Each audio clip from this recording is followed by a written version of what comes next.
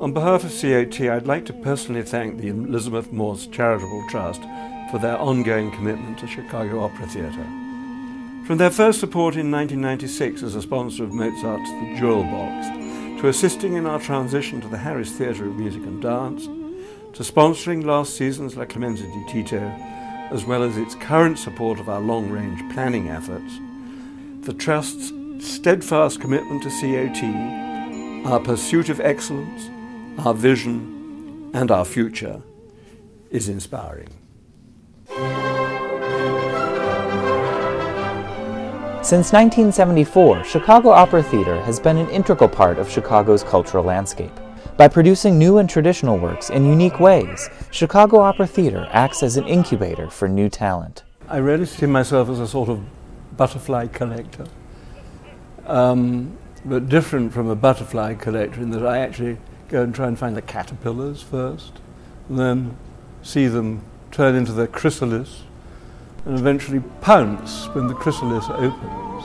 Brian remembers seeing me perform when I turned 19 as I made my Metropolitan Opera debut as Barbarina in the illustrious Jonathan Miller new production of The Marriage of Figaro. Brian saw me there and kept his eye on me. What one tries to do is to identify the absolutely top eventual graduates a year or two ahead of time so that you're really there at that moment. The first audition I did as a tenor was for Brian.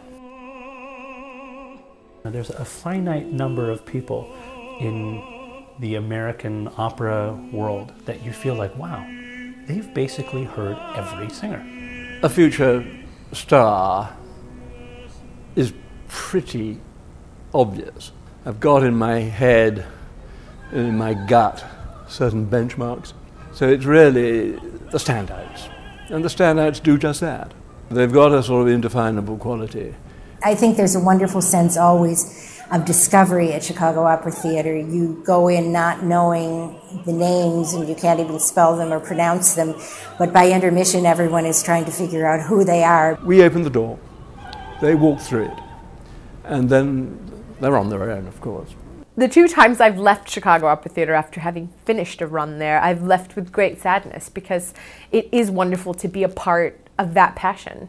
It's the collaborative nature, and it's just the ability to take risk and to feel that you're supported by the company. There is really no point for a company like Chicago Opera Theatre to do things in the same old way. Chicago Opera Theatre's role in the cultural development of the city is to push the envelope. It's to really bring productions that might not be seen elsewhere. Directors get a chance to do operas in ways that they might not otherwise have a chance to do them. The work that Jane Glover and Diane Paulus have done together over the last 10 years has in a way been somewhat defining of what COT has become.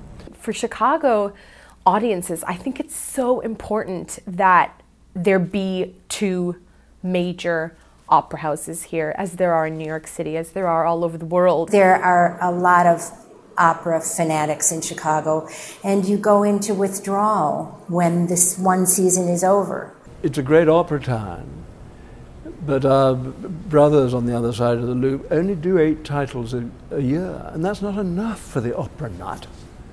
Opera nuts can never have too much opera. My biggest dream for Chicago Opera Theatre is for the company to have the great budget of some of the bigger opera companies. I think that the kind of artistic statements that Chicago Opera Theatre are making are world class, and I would love for them to have the carte blanche that they have artistically, financially as well.